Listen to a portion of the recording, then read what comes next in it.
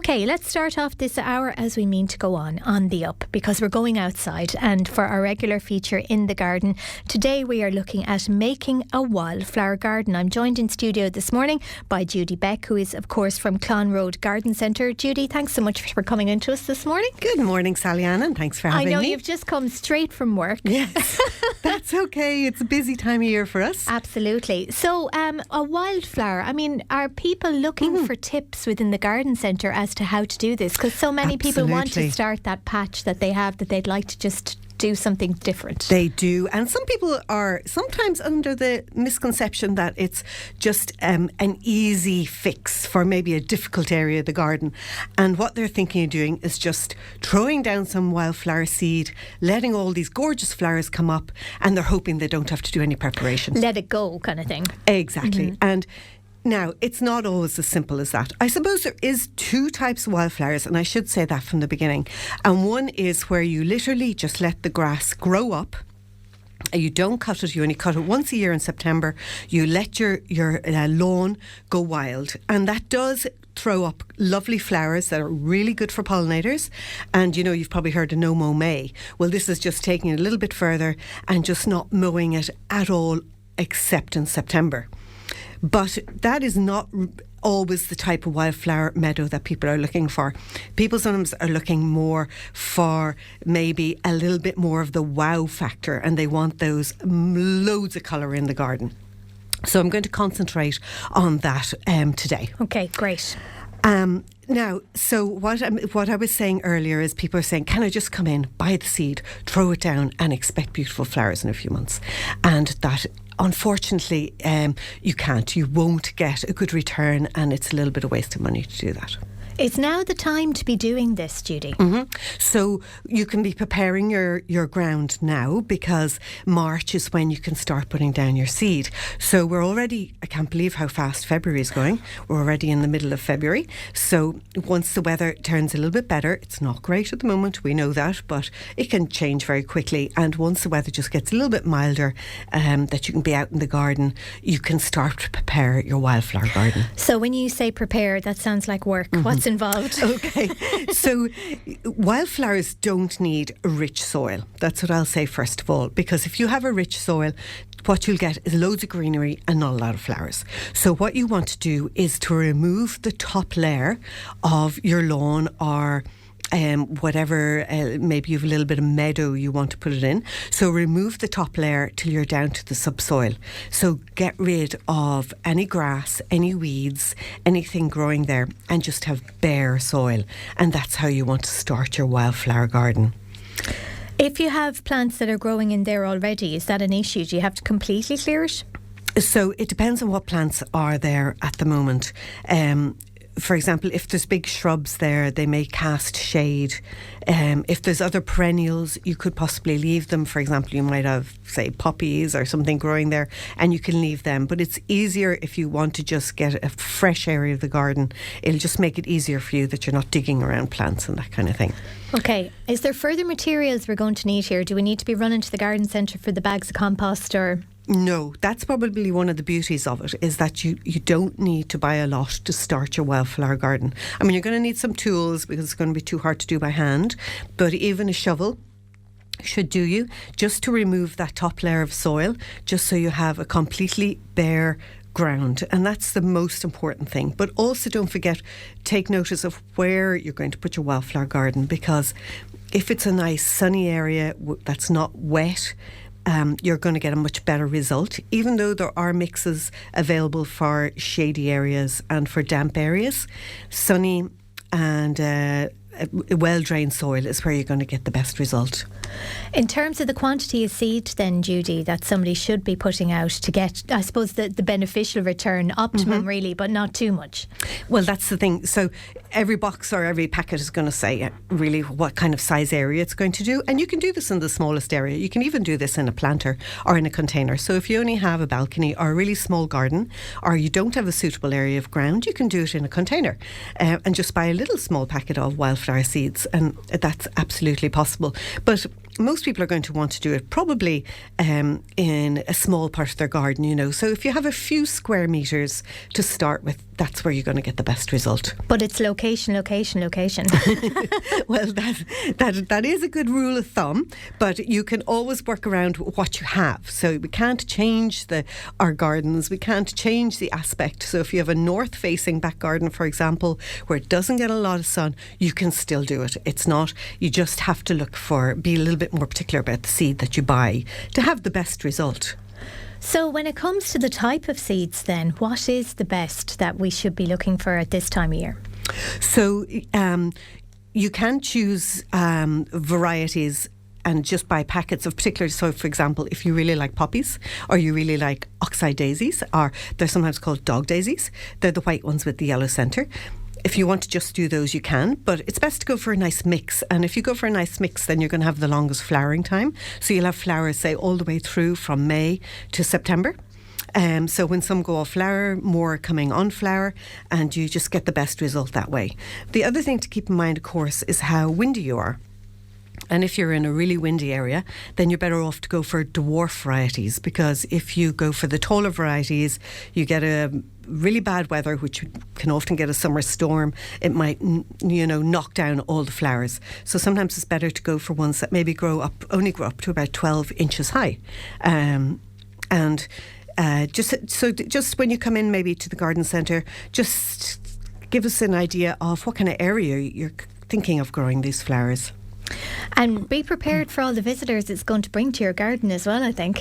Well, that's really the main reason we should be putting sorry, excuse me, I'm just getting over a cold. One of the main reasons that you should put down wildflowers is because the great benefits that they have for our pollinating insects, and they're really struggling at the moment, and we can really help in our small patch of garden. We can really help out with the bees and the pollinators. So they are going to invite lots of these pollinating insects into your garden. And of course, when the pollinating insects come, you're going to get a greater variety of birds. You're going to get things like the ladybirds as well that eat all those nasty little green flies. So you're going to get a much better biodiversity in your garden. And that's, apart from having a gorgeous wildflower garden, you're going to do a lot for nature as well.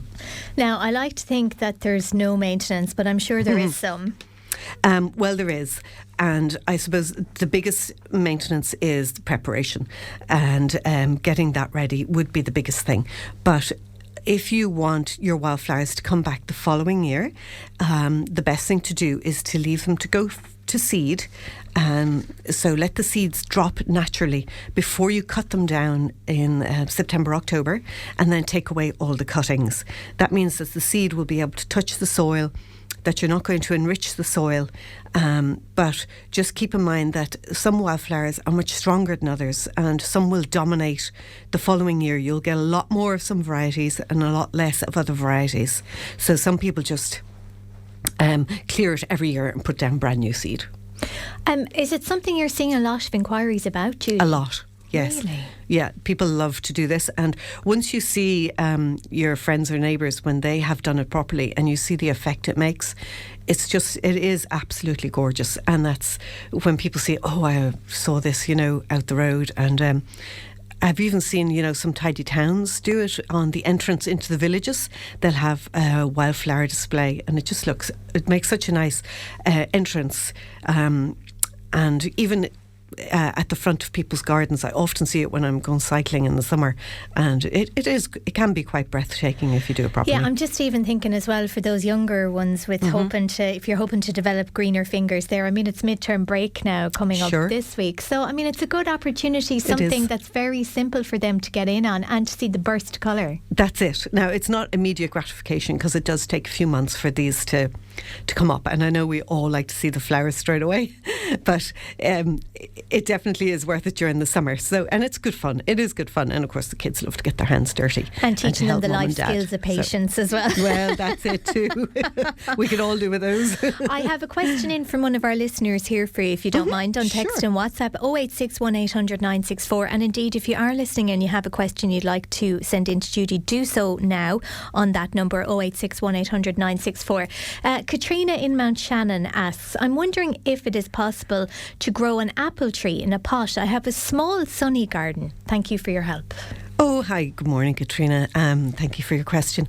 So it is possible, but you have to be careful about which apple tree you buy.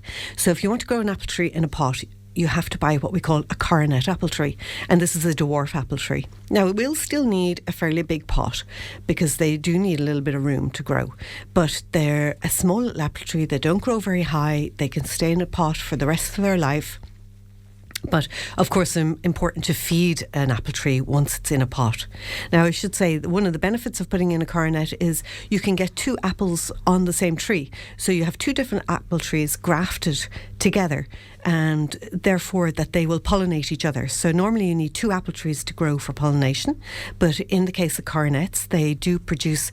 There's a nursery down in Waterford, I believe it is, and he specialises in these coronet apple trees. So he grafts 2 varieties onto the one tree, and that's even better for a small garden because you only need 1. So it's fantastic and lovely. I mean, you're not going to get a huge crop of apples, but it's lovely to have a few of your own apples. Is it too late for those of us who didn't get the finger out last year in terms of hoping for a few daffodils? Is there anything that we could be kind of cultivating now that won't be too long coming up that'll give us burst colour? Well, on the daffodils, you can actually buy daffodil plants now. So it's somebody else who's planted them into pots a few months ago. So that saves you from doing it. All the work is done. And you can buy, and you can get them in miniatures. Miniatures be more popular to buy them in, but you can also get the large daffodils. And absolutely, if you want to display daffodils, but also there's primroses, there's crocus, there's iris, there's snowdrops are still in flower, bluebells will be coming into flower, and tulips. So lots of things that you can put in for colour at the moment. Okay, so all is not lost for those Absolutely who weren't not on the train in time. Okay, we've got a couple of jobs that people should be doing in their gardens at the moment. What should be happening? Well, at the moment you should be thinking, if we're talking about apple trees, start pruning your apple trees before it's too late, because as I say, time is moving on, and January, February is the best time for pruning apple trees. It's when they're the most dormant. Don't leave it till, April, for example. It's just your time is gone. So try and get your apple trees pruned. For hopefully now, as I was saying, the weather will pick up and you might get out and have a chance to edge your lawn. And that's just putting a nice straight line along your lawn. Makes it much easier for cutting the grass. Now, you can get a lawn edger, but you can use a spade either. And that'll just give you a head start. Also, it's time now to think about your summer bulbs.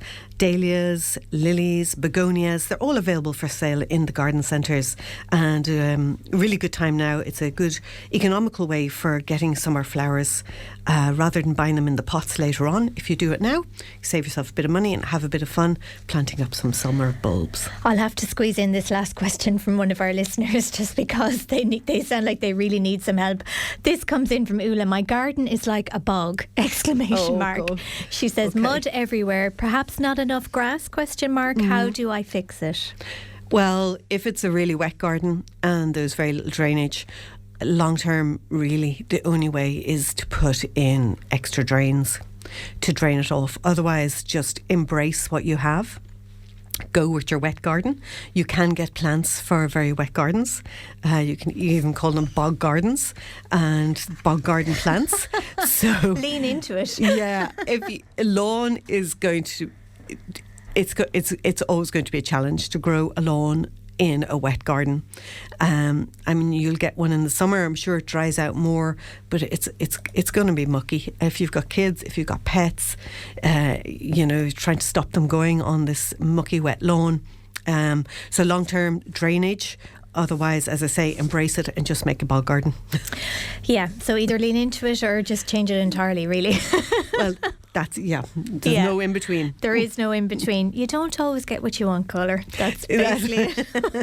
I think there's a song about that, I isn't think there is, yeah. Listen, Judy, as always, thanks so much. Great advice. Judy Beck there from Clonroad Garden Centre joining us in studio this morning.